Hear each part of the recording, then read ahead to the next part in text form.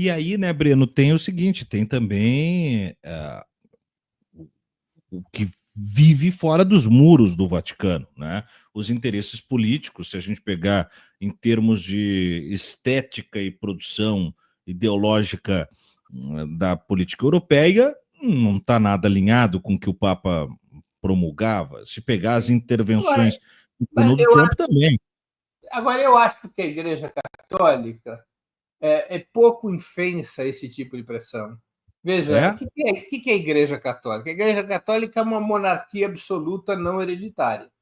Uhum. Tá? É isso que é o sistema da Igreja Católica. O Papa é o rei, ele tem poderes absolutos, como as monarquias absolutistas da antiguidade, de antigamente tinham. A diferença é que ela não é hereditária, ou seja, toda vez que morre o Uhum. Papa, o Colégio de Cardeais vai lá e elege um novo Papa. Os interesses geopolíticos têm um peso real na vida da Igreja Católica ao longo da história, mas é um peso secundário, não é o determinante na Igreja Católica. Não é o determinante na Igreja Católica. Eu acredito que os elementos internos da vida da Igreja Católica pesem mais do que os externos. Uhum. O jogo interno de interesses, concepções, valores, eles têm maior peso do que as questões externas, né? Uhum.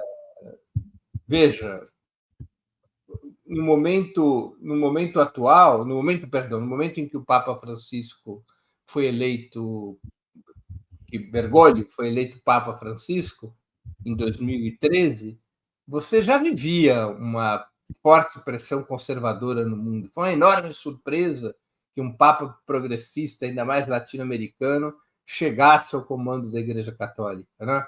Por que isso aconteceu? Por razões internas da Igreja. Tá? O que são as razões internas da Igreja? A Igreja Católica vive um drama há décadas. Ela está perdendo adeptos. O catolicismo está perdendo adeptos em relação aos evangélicos, em relação aos islâmicos.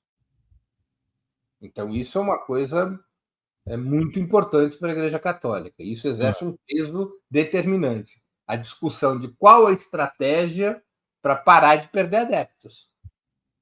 Então, é uma estratégia mais conservadora, ou seja, mais ortodoxa em relação aos ritos e à imagem do catolicismo. É uma estratégia mais flexível, mais popular, como foi o pontificado do Papa Francisco. Então, esse tema ele é um tema que se sobressai.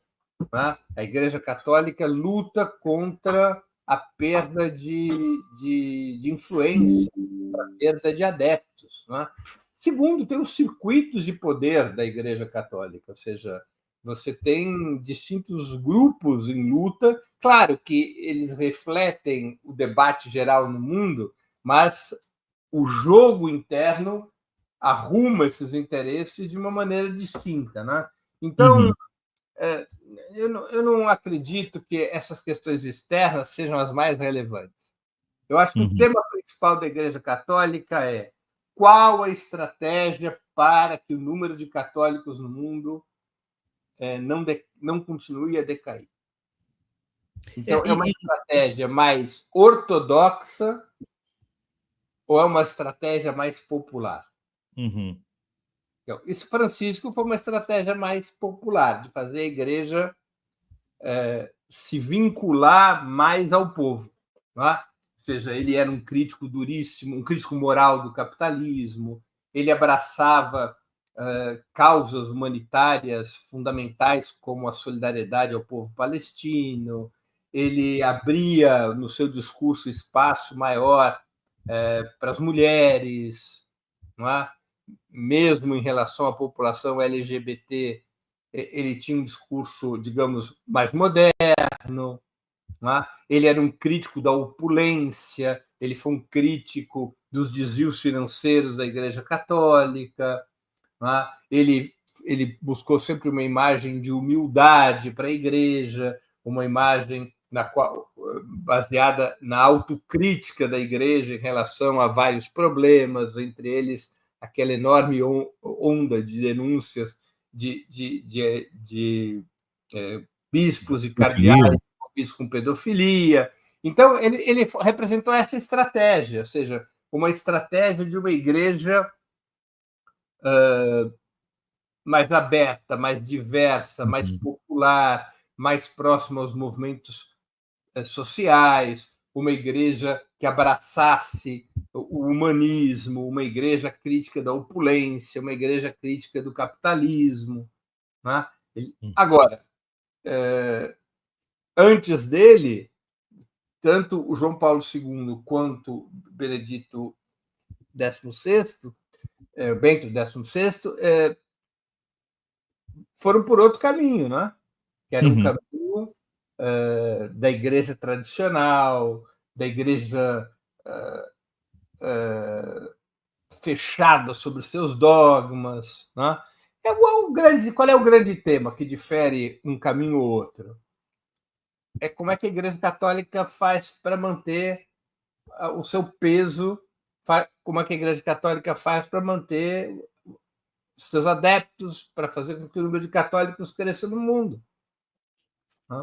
Então, acho que este é o fator fundamental. Ou seja, qual é a estratégia que vai prevalecer? E você acha que isso também, para chegar a esse lugar, né, de cálculo de construção dessa extensão e retomada do cristianismo, a nacionalidade do Papa também é um fator que pode ser levado em consideração? Olha, se for asiático, ajuda a levar para lá, se for africano, você acha que isso pesa Acho também? que tem um peso, né? Acho que tem um peso. Acho que isso teve uma certa influência para que o Papa Francisco tivesse sido conduzido ao comando do Vaticano em 2013. O primeiro Papa não europeu. Né? Todos os papas foram europeus. O primeiro não europeu, portanto, o primeiro latino-americano, foi o Papa Francisco. Então, isso tem um peso. Essa questão se reproduzirá? Eu não acredito que se vai escolher um Papa asiático, porque o peso do catolicismo na Ásia, com exceção das Filipinas, o peso é muito pequeno, né? Não faria muito sentido ter um Papa asiático nessa lógica de preservar ou aumentar o número de católicos. Um Papa africano faria mais sentido. Agora,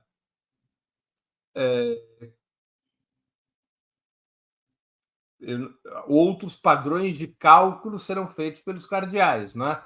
Ou seja, será que a indicação de um Papa africano não enfraqueceria demasiadamente o poder do catolicismo na Europa e na própria América Latina? Não abriria caminho para que a igreja perdesse ainda mais força na América Latina e na Europa? É complicado o cálculo, né? É complicado. Né? Eu tenho a impressão que a igreja opera de forma pendular.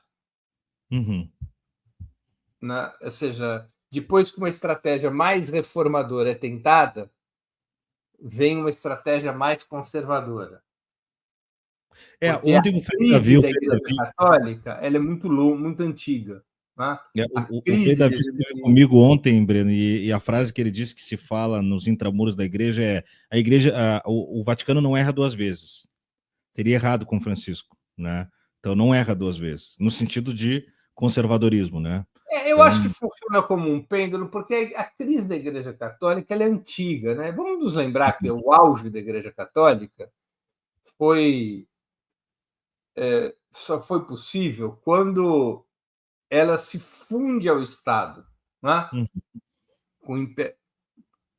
Quando o Império Romano transforma o cristianismo na sua religião oficial, é ali que a Igreja Católica vai ganhar peso. A Igreja Católica se funde ao Estado. As revoluções burguesas do século XVIII e XIX, com a construção de estados laicos, separando religião e Estado, foi tirando poder da Igreja Católica. A Igreja Católica foi perdendo os mecanismos da sua hegemonia religiosa, especialmente no mundo ocidental, que é onde essa hegemonia se manifestava com maior intensidade.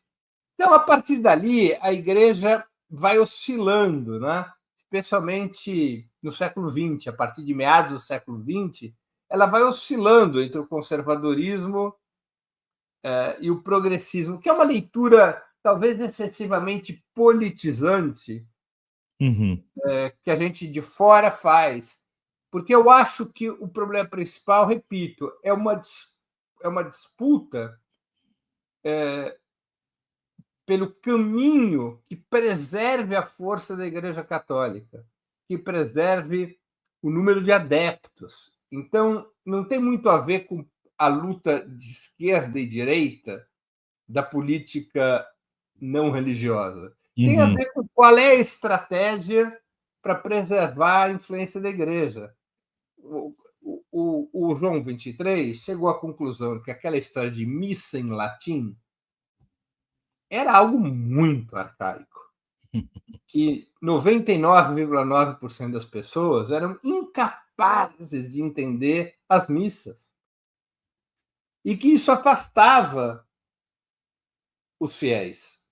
Ao contrário do que ocorria com o protestantismo, que oferecia suas cerimônias na língua nativa, de forma muito mais popular, desprovido do luxo da Igreja Católica. Então, João 23 considerou que o latim nos cultos, o excessivo luxo na parlamentação de padres, bispos e cardeais, toda aquela lógica ostentatória do período em que a Igreja Católica se confundia com as monarquias europeias, tudo aquilo era um estorvo e tinha que ser tirado de cena para que a Igreja mantivesse fiéis. E isso foi tentado com o papado de João 23, depois de Paulo VI. Mas a crise não foi contida. A Igreja Católica, em termos relativos, continuou a perder adeptos. Aí veio a onda conservadora. Não, a Igreja Católica cedeu muito espaço para outras doutrinas religiosas, se enfraqueceu muito com João 23, Paulo VI. Agora a gente tem que ter o catolicismo mais puro e duro, mais tradicionalista, mais apegado aos seus dogmas religiosos. E aí veio João Paulo II, Bento XVI. Não, também não funcionou. Então agora vamos de novo para uma variável mais progressista, um papa latino-americano que fala para os pobres, que tem uma vida muito humilde, um jesuíta.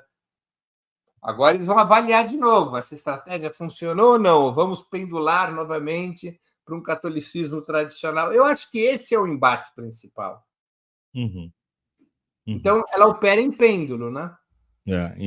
É um cálculo complexo, né? De juntar todos esses pormenores que você traz numa votação que é uma votação fechada, né? Agora, por isso é tão difícil apontar, né, Breno? Agora, o Papa Francisco, na nomeação dos cardeais, ele diversificou a origem nacional dos cardeais.